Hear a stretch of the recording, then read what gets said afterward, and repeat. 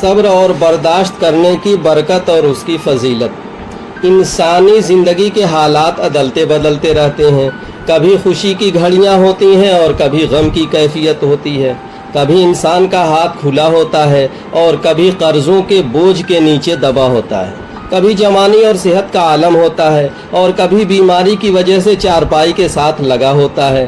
زندگی غم اور خوشی کے درمیان گزرتی چلی جا رہی ہے۔ سب کے لیے ایک ہی کام ہے کہ جینا ہے اور مرنا ہے، یعنی عمل کرنے ہیں اور حساب دینا ہے۔ رہ گئی خوشی اور غم کی بات تو یہ زندگی کی ترتیب ہے۔ جب انسان پر اللہ رب العزت کے جمال کی تجلیات وارد ہوتی ہیں تو اسے خوشی نصیب ہوتی ہے۔ ایسے میں اگر وہ مٹی کو بھی ہاتھ لگائے تو سونا بنتی ہے، الٹے کام کو بھی اللہ رب العزت سیدھا کر دیتے ہیں، فیصلوں میں برکت ڈال دیتے ہیں۔ دنیا میں ہر طرف سے ایسے انسان کے لیے واہ واہ کی صدائیں آتی رہتی ہیں، اور جب کبھی انسان پر جلال کی تجلیات پڑتی ہیں تو پھر انسان کے لیے دنیا میں مشکلات ہی مشکلات ہوتی ہیں۔ ہر طرف سے پریشانیاں، دایاں قدم اٹھائے تو پریشانی، بایاں قدم اٹھائے تو پریشانی، سونے کو ہاتھ لگائے تو وہ بھی مٹی بن جاتا ہے، چلتے کام کو ہاتھ لگائے تو وہ اٹک جاتا ہے، سوچ سمجھ کر عزت کے حصول کے لیے قدم اٹھاتا ہے مگر بدنامی اور ذلت مل جاتی ہے۔ ہر طرف سے بری خبریں، پریشانیاں، مصیبتیں اور بیماریاں گھیر لیتی ہیں۔ یہ اللہ رب العزت کے جلال کی تجلیات ہوتی ہیں۔ قرآن مجید میں ارشاد فرمایا واللہ یقبض ویبسط والیہ ترجعون کہ اللہ رب العزت ہی قبض کرنے والا اور کھولنے والا ہے۔ قابض اور باسط اللہ کے دو نام ہیں۔ قابض کا مطلب ہوتا ہے قبضے میں لینے والا، چھین لینے والا، اور باسط کہتے ہیں کھول دینے والے کو۔ لہٰذا جب انسان اللہ رب العزت کے نام قابض کا مظہر بنتا ہے تو پھر اس کے اوپر غم اور اندوہ ہوتا ہے، اور جب اللہ کے نام باسط کا مظہر بنتا ہے تو پھر اس کے اوپر خوشی اور فراخی کا معاملہ ہوتا ہے۔ کبھی خوشی اور کبھی غم ہوتا ہے، کبھی خزاں اور کبھی بہار ہوتی ہے۔ شیطان ان دونوں حالات میں بندے کو ورغلانے کی کوشش کرتا ہے، بہکانے کی کوشش کرتا ہے۔ خوشی کے حالات میں ہو تو غفلت اور لاپرواہی میں ڈال دیتا ہے، اور غم کے حالات ہو تو نا امید اور مایوس بنا دیتا ہے۔ غفلت میں پڑنے والا بھی راستے سے ہٹ گیا اور نا امید اور مایوس ہونے والا بھی راستے سے ہٹ گیا۔ مومن کو اس دنیا میں جو بھی پریشانی آتی ہے، چھوٹی ہو یا بڑی، اللہ رب العزت کی طرف سے اس کا اجر اور بدلہ ملتا ہے۔ سیدہ عائشہ صدیقہ رضی اللہ عنہا نے ایک مرتبہ دیکھا کہ رات کو چراغ جل رہا ہے، ہوا کا جھونکا آیا اور چراغ بجھ گیا۔ نبی علیہ الصلوۃ والسلام نے فوراً پڑھا انا للہ و انا الیہ راجعون۔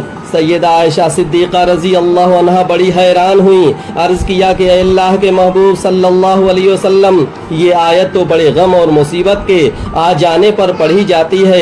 فرمایا عائشہ، مومن کے لیے اس کا چراغ بجھ جانا بھی ایک مصیبت، اور اس چراغ کے بجھ جانے پر جو یہ آیت پڑھے گا اللہ رب العزت کی طرف سے اس پر بھی اجر ملے گا۔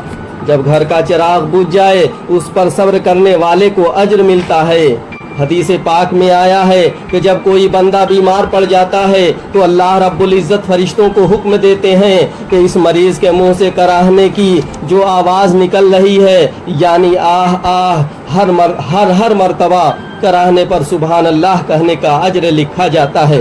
اور اگر درد کی وجہ سے وہ مریض چیخنے لگے تو فرشتوں کو حکم ہوتا ہے کہ تم لا الہ الا اللہ پڑھنے کا اجر اس کے نامہ اعمال میں لکھو۔ جب وہ مریض سانس لیتا ہے تو ہر سانس کے بدلے اللہ کے راستے میں صدقہ کرنے کا اجر و ثواب اس کے نامہ اعمال میں لکھا جاتا ہے۔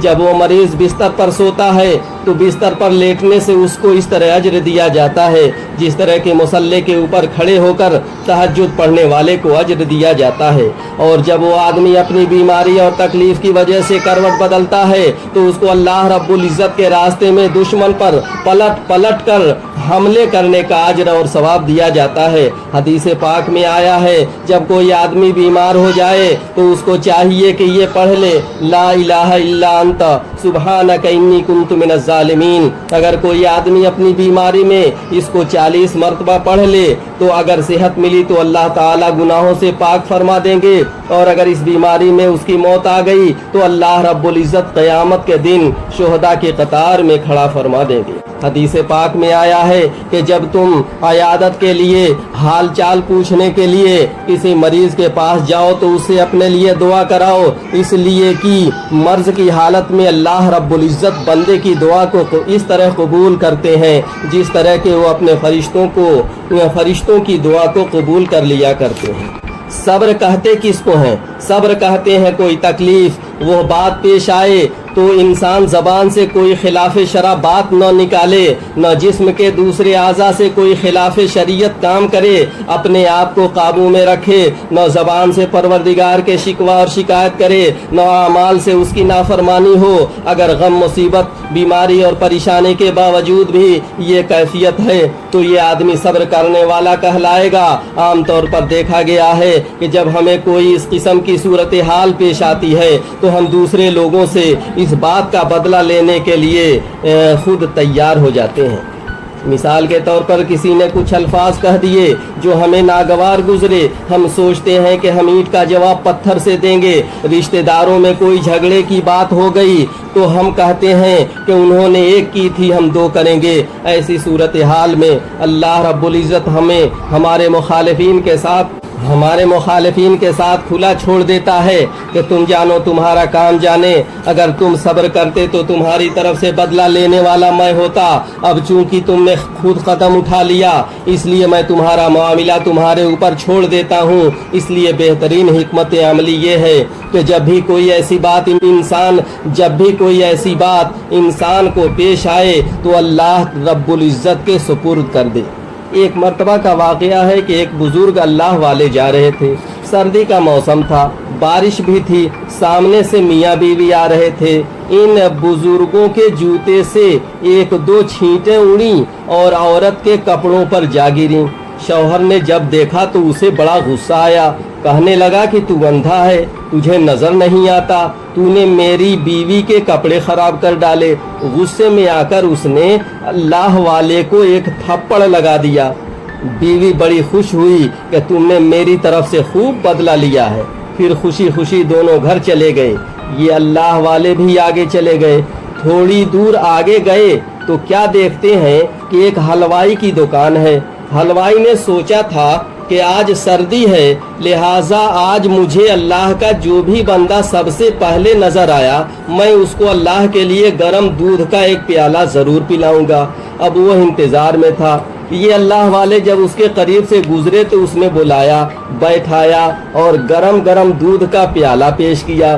سردی تو تھی ہی صحیح، انہوں نے وہ گرم دودھ کا پیالہ پیا اور اللہ کا شکر ادا کیا۔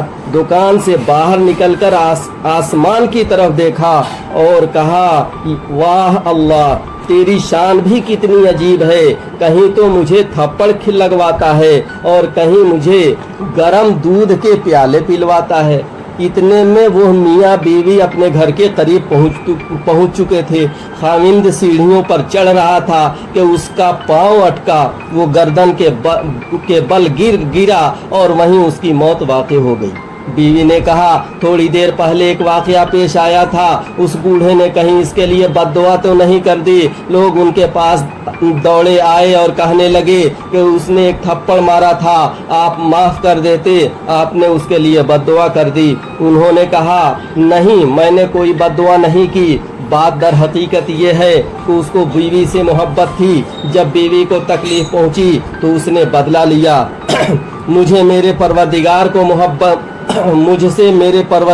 کو محبت تھی، جب مجھے تکلیف پہنچی تو میرے پروردگار نے بدلہ لے لیا۔ تو جب انسان اپنا معاملہ اللہ کے سپرد کر دیتا ہے تو اللہ رب العزت بدلہ لے لیا کرتے ہیں۔ اسی لیے فرمایا من عاد لی ولی فقد آذنتہ للحرب، جو میرے ولی اور دوست سے دشمنی کرے گا میرا اس کے ساتھ اعلان جنگ ہے۔ ایسا شخص ولی سے دشمنی نہیں کر رہا ہوتا بلکہ اللہ سے جنگ کر رہا ہوتا ہے، اور جس نے اللہ تعالیٰ سے جنگ کی پھر اللہ رب العزت اس بندے کی گردن مروڑ دیا کرتے ہیں اور اس کو ایسی سزا دیتے ہیں جو قابل عبرت ہوتا ہے۔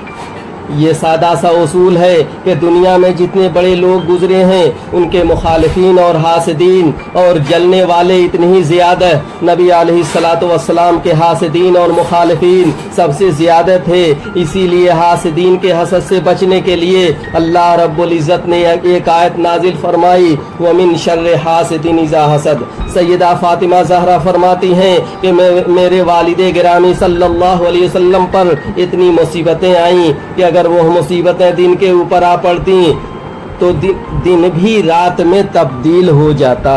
اللہ رب العزت ہم سب لوگوں کو صحیح سمجھ کی توفیق عطا فرمائے اور صراط مستقیم پہ چلنے کی توفیق عطا فرمائے، آمین۔